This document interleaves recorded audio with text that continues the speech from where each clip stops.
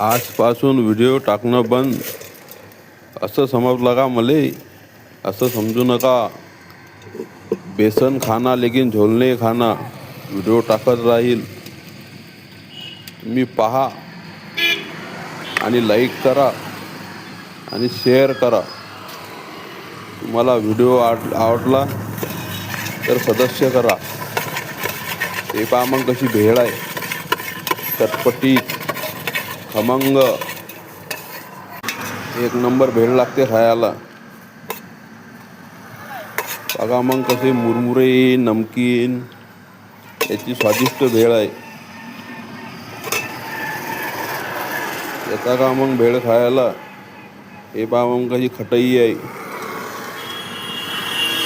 याला त्याच्यावर कांदा,